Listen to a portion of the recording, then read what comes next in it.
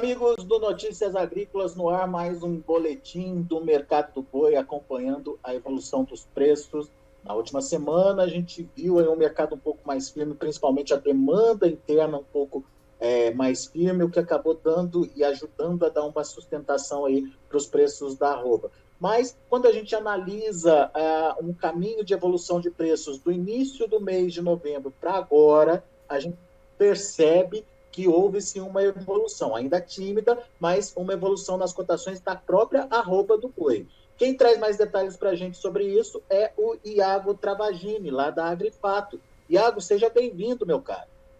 Opa, boa tarde, bom dia para todo mundo que está acompanhando Notícias Agrícolas. Mais uma vez, Alexander, obrigado pelo convite. E é exatamente isso que você pontuou nessa introdução. Assim, a gente está vendo um cenário levemente mais otimista aí, depois de quase 3, 4 meses de quedas consecutivas e de um mercado que estava bem desanimador, puxado por uma piora chinesa. A gente vê agora, sim, sinais de uma possível melhora e principalmente ligado ao mercado interno, tá? Uma cadeia como um todo, né? Os elos da cadeia estão muito mais sustentáveis e saudáveis diante dessa acomodação de preço que a gente teve. Muito bem, vamos entender essa evolução. Quando a gente pega do começo do mês para cá, Iago, o que mudou em termos de precificação da arroba? Vamos falar de arroba primeiro. Certo, vamos lá. No caso do boi gordo, o que a gente está vendo agora, basicamente, é uma valorização em torno aí da média de R$ 8 a R$ 7, tá? Nesses últimos 10, 15 dias aí, desde o final do mês de outubro, a virada do mês de novembro, que a gente bateu o mínimo aí de 2022, e agora passa por um processo de valorização que dá na média R$ 8 de alta. Além disso, né, a gente começa a ver, e o mercado ele está muito firme nesse momento. Então, esses R$ 8 de altas que a gente fala nesse momento poderão sim se transformar numa possível poderão se transformar em preços ainda maiores, né? Então, já se cogita a possibilidade de que São Paulo volte a flertar com os 285, 290 aí nesse curto prazo. Isso em percentual é uma alta de quanto, Iago? E a alta já consolidada nesses últimos 10 dias é de 2,5%, tá? Então a gente está falando de 2,5% de alta hoje e que pode chegar facilmente aí a 4% de alta nesses próximos 15, 20 dias. E o melhor de tudo é que o mercado futuro meio que confirma ou suporta aí essa mudança de patamar de preços também que está acontecendo no físico, certo? Exatamente. Hoje a gente está vendo o mercado futuro que antecipou esse movimento, de certa forma, né? Desde o dia 26 de outubro ele passa por uma valorização, né? Tanto o contrato de novembro quanto o dezembro vieram numa forte valorização nesses últimos dias. E hoje também, nessa sexta-feira, dia 11 de novembro, a gente está vendo um contrato aí, os contratos futuros de boi gordo valorizando 1% nos mais curtos e nos mais longos também 0,9%. Então, já se fala em referência de negociação para janeiro 23, novamente na casa dos 302,50 agora. Então, existe um contexto em que sim, o mercado futuro já se antecipou esse movimento e já prevê, já visualiza uma possível valorização do boi gordo nesses próximos dias. Muito bem, então vamos entender os fatores. A gente entendeu que tem a ver com oferta que reduziu e demanda que aumentou, mas vamos concentrar no que aconteceu com a oferta. Por que reduziu e de que forma ela vem reduzindo, Iago? Bem, vamos lá, né? Acho que é um ponto importante a se salientar aqui, é que a gente ainda tem um estoque muito grande de animais, eles estão sendo, obviamente, engordados, né? A gente está ainda sofrendo reflexos, de uma retenção muito grande. O grande ponto é, a gente tem a volta das chuvas, né? A gente já vê o Brasil Central aí, uma recuperação do volume pluviométrico. Isso é importante para dar força para o pecuarista na hora de negociar, né? Afinal, com um custo de R$ 22 por dia no confinamento, você fica muito mais preso e com muito mais custo na hora de negociar. Com um custo de R$ 2, R$ 3 por dia no animal a pasto, você fica muito mais saudável, digamos assim, na hora de negociar. Você tem mais força para puxar a corda ou não. Então, a gente tem a volta do regime pluviométrico no Brasil Central. Além disso, a gente observou principalmente aí uma queda no volume de animais confinados, tanto pela chegada das chuvas, mas também pela própria decisão do confinador ali a partir de agosto, com aquelas quedas que a gente começou a observar durante o mês de julho, isso postergando durante o mês de agosto, a tomada de decisão do confinador foi começar a desacelerar o processo de confinamento. Então a gente está vendo o confinamento perdendo força e como resultado disso, a gente chega hoje, dia 11 de novembro, com uma escala de abate em São Paulo, próximo dos 7 dias corridos, né? E na escala brasileira também próximo de 7 dias, que é o menor nível desde junho de 2022. Então é todo um contexto que está levando a gente aí para redução de produção e uma maior força, digamos assim, do pecuarista na hora de negociar. Um ponto super importante. A gente ainda tem um estoque muito grande para ser manejado. A grande diferenciação do que a gente viu lá no mês de agosto, setembro e outubro, é que naquele momento o pecuarista optou por acelerar o processo de engorda, né? Ele, na verdade, lá em maio, junho, ele definiu que ele queria ir para o confinamento, foi para o confinamento e intensificou o processo de engorda por acreditar numa melhora. E agora não, ele começa a postergar essa decisão o máximo possível para justamente reduzir o custo de engorda desse animal que foi comprado caro lá atrás. Boa. E tem o suporte das pastagens também, que facilita o gerenciamento da entrada desses animais, certo? Exatamente, exatamente. Boa. Ô, Iago, então tá. Então a gente entendeu agora o comportamento da oferta. Mas a demanda, por outro lado, principalmente a demanda interna, também melhorou. Como é que a gente identifica isso? Quais são os fundamentos que mostram essa melhora? Bem, acho que um ponto super interessante que a gente tem que ficar de olho na demanda interna e no contexto que foi criado dessa demanda interna nos últimos 2 anos é que o boi gordo se valorizou muito por conta da falta de oferta, né? Ele teve uma alta muito volumosa durante o ano de 2020 e parte de 2021 também. A carcaça casada acompanhou parte dessa evolução, mas o varejo não conseguiu repassar. E agora, em 2022, o boi gordo caminha no sentido de desvalorização, a carcaça também caminhou e o varejo não. O varejo, depois de muito tempo, né? Na verdade, em setembro desse ano, a gente conseguiu ver a primeira queda mensal no preço da carne bovina no varejo paulista. E agora, com todo esse contexto, a gente está vendo os elos da cadeia muito mais bem estabelecidos, digamos assim. Eles estão muito mais controlados e saudáveis. Então, a gente caminha agora para uma cadeia, né? Olhando para toda a cadeia da carne, uma cadeia muito mais bem estabelecida. Ponto. Além disso, agora, nesse momento, a gente está vendo um processo de enxugamento das escalas de abate e isso acontecendo no momento que, historicamente, a gente tem uma melhora do consumo interno. Só para vocês terem uma ideia, os índices de volume de venda no varejo, né, que a gente olha para os hiper e supermercados, ele tende a crescer 20 pontos percentuais no mês de dezembro. E esses caras precisam, digamos assim, se recompor de estoque, né? Eles precisam ter estoque para atender essa demanda de varejo. Então, pronto, a gente está formado aí basicamente um cenário de maior demanda com uma oferta ainda curta.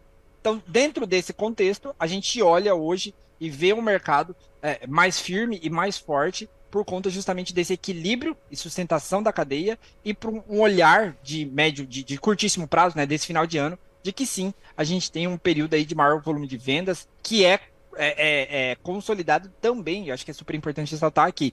Além do final de ano, a gente tem Copa do Mundo. Isso normalmente costuma movimentar o mercado, tá? Então a gente tem um contexto de demanda interna que é favorável e que tem traduzido-se, né? Só para finalizar a ideia aqui, em preços mais firmes, tá? E principalmente, acho que não é nem preço mais firme, é um volume de venda cada vez maior para o mercado interno. A gente tem falado e falou-se muito de China durante os últimos 2, 3 meses. Perfeito. A China continua como um mercado que ainda dava muita sustentação, mas teve uma queda muito importante de preço, a redirecionamento de cargas para o mercado interno. Hoje o mercado interno está muito mais, está bem mais competitivo do que estava lá atrás contra a China, mas hoje a gente vê que os volumes de venda cresceram e os preços pararam de cair e, na verdade, na última semana até tiveram um aumento. Então, é basicamente esse contexto aí que a gente tem hoje que solidifica a nossa visão para uma demanda interna cada vez mais firme. O que é o preço no atacado hoje? Hoje o atacado varia ali entre 18,70, 18,60, 18,80. E o mais importante, acho que de ressaltar isso, você me trouxe aqui o gancho, é que esse 18,70, 18,80, ele dá sustentação para uma margem que a gente fala, né? A diferença entre a carcaça casada e o boi gordo hoje está positiva, pela primeira vez no ano de 2022. De um cenário, e aí eu gosto de trazer em perspectiva, em paralelo, no ano passado, nesse momento, a China não estava comprando. O preço do boi gordo despencou, a carcaça não caiu na mesma proporção e essa mesma margem ficou positiva, essa margem do mercado interno, né? A diferença entre a carcaça casada do mercado interno e o boi gordo. A gente está numa situação muito parecida agora. Isso pode movimentar justamente os pequenos e médios frigoríficos a irem comprar mais animal porque quando você tem uma margem positiva, faz sentido você acelerar a produção de commodity. Traduz isso em números, Iago, só para a gente entender. Quando a gente transforma isso em arroba, por exemplo. Tá, vamos lá. O preço da carcaça casada ronda na casa dos 18,70, 18,80. Em arrobas, a gente está falando de uma arroba de carcaça casada a 280, R$ 281. E como os frigoríficos estão pagando em média 278 hoje, né? A gente tem uma referência próximo desse patamar. A gente está falando de um spread, né? Uma diferença positiva para a carcaça casada, para os frigoríficos, de 1,5% a 2%, dependendo da forma como esse animal é adquirido. Então, é basicamente Isso, um. Isso sem contar com subprodutos, né? Só com o Isso. que ele consegue com a carne, não é isso? Exatamente. E a gente já tem um histórico, já conversa muito sobre isso, né? Sobre como a atividade do frigorífico ela é muito centrada em fazer margem muito ali com subprodutos, couro, sebo, entranhas. Então é todo esse contexto aí que a gente tem aí de preços mais firmes, digamos assim. Muito bem. Então, daí a gente tem esse contexto de firmeza também do atacado ou das indústrias, principalmente reforçando aí a rentabilidade da indústria interna. A indústria de exportação, a frigorífico de exportação, ele participa desse movimento também? Como é que está essa questão das exportações nesse momento, Iago? Bem, vamos lá. Provavelmente isso que a gente já tem falado há muito tempo, né? A exportação vai ser recorde esse ano, a gente já tem uma perspectiva muito positiva. O grande ponto, os preços, né? Eles continuam sendo pressionados para baixo, então os chineses que vêm comprar e estão tentando comprar carne bovina brasileira, estão tentando comprar ainda carne bovina no menor preço de 2022, do dianteiro falando em 4.800, 4.900 reais. Então existe um contexto de muita pressão negativa sobre o preço da carne bovina que é exportada, e com isso, essa competitividade de mercado externo e mercado interno está muito mais acirrada hoje. Então, os frigoríficos exportadores, aquele negócio que era ter o boi China, que era ter a certificação chinesa, deixou de ser um ótimo negócio. É assim, óbvio que quando você está exposto ao dólar, você consegue às vezes melhorar essa negociação, mas ainda assim, considerando os preços hoje, a gente tem uma China muito menos competitiva e muito menos vantajosa do que tinha lá atrás. Então, Isso a gente percebe, inclusive, no ágio, né, do boi China, né? exatamente. Hoje a gente está falando que, basicamente, no estado de São Paulo não há ágio para o boi China, e em alguns outros estados também não. Então, hoje, a precificação é muito, muito centrada por essa competitividade mais intensa entre China e mercado interno. Mas tudo com foco, então, na demanda interna, principalmente nesse resto do ano aí. É, consolidando esse cenário, né, de uma oferta mais restrita e observando justamente essa moderação aí do mercado interno, no mercado interno, na verdade, trabalhando como um mediador de preço, a gente está muito, não digo confiante, mas a gente está muito visionário com esse mercado interno por conta das condições que ele está estabelecendo atualmente, sabe? De preços mais firmes e de volume de vendas mais interessantes. E um ponto que eu acho que é super importante ressaltar é que a gente tem hoje, nesse movimento em que o preço da carne bovina no varejo paulista caiu, da carcaça da casada caiu, competitivamente, olhando a principal proteína competidora nossa, né, que é no caso o frango, a gente está com níveis aí de comparativo, né, a relação da carne bovina com o frango no varejo paulista e no atacado paulista está abaixo da média histórica.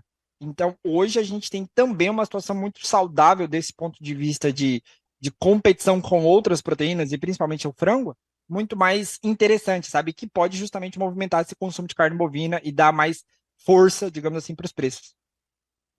Legal. O fato dos preços estarem mais equilibrados aí deixa o consumidor mais possibilitado a escolher de fato, né? E quando ele escolhe, né, Iago, a carne bovina tem a preferência ainda aí no final das contas, né? Exatamente, acho que assim, uma conta muito interessante que a gente faz é justamente tentar entender, assim, se eu pago R$ 22 no peito de frango, eu tenho um corte do dianteiro aí pagando R$ 20, uma 100, R$ 21, às vezes essa preferência pode migrar para um corte de bovino, sabe? Então, por isso que é super importante, por isso que eu falo dessa sustentabilidade da cadeia, né? Uma cadeia que está hoje muito mais sustentada, digamos assim, pelas margens que estão menos corroídas, pela competição que é mais firme. Então, acho que o mercado interno hoje, e falando justamente dessa perspectiva de curto prazo, é um importante driver para a gente ficar de olho e que pode ser salutar aí nessa melhora do mercado. Boa. Uma recuperação aí, então, de 2,5% aí no preço da roupa do começo do mês para cá. Mercado interno também um pouco, demandando um pouco melhor, e na contramão aí uma oferta tendo aí uma redução. Mas vale lembrar aquilo que o Iago reforçou, que os estoques ainda são importantes de serem acompanhados aí. E, portanto, né, Iago, não dá para esperar explosão de preço, certo? Assim, a gente pode até ver uma recuperação de preços, explosão é ainda difícil, né, por conta justamente do que a gente pontuou. A gente tem um grande estoque, é só olhar para o crescimento do rebanho em 2021, a gente tem um grande estoque de fêmeas, de animais de maneira geral, e que isso trava um pouco essa possibilidade do preço do boi gordo voltar para aquele patamar de 340 a 350 no curto prazo. Muito bom. Bela análise, mais uma vez, Iago Travagin trazendo importantes informações e, mais do que importantes informações, trazendo novas perspectivas para esse mercado que vinha bastante pressionado e preocupando bastante aí o setor, principalmente o setor produtivo. Iago, obrigado pela participação, meu amigo, volte sempre. Obrigado mais uma vez pelo convite, Alexander. Até a próxima. Até a próxima. Muito bem, você viu aí boas novidades, portanto, para o mercado. Você que quer acompanhar o mercado futuro, você pode acessar na página principal do site, tem uma janelinha lá que mostra as commodities da B3, negociadas na B3, e o boi gordo é uma dessas commodities. Agradeço muito a sua atenção, agradeço muito a sua audiência. Daqui a pouco tem mais informações para você aqui no Notícias Agrícolas. Se inscreva em nossas mídias sociais no Facebook Notícias Agrícolas, no Instagram @Notícias Agrícolas e no nosso Twitter @Notiagre. E para não perder nenhum vídeo, não se esqueça de nos acompanhar no YouTube e na Twitch, Notícias Agrícolas Oficial.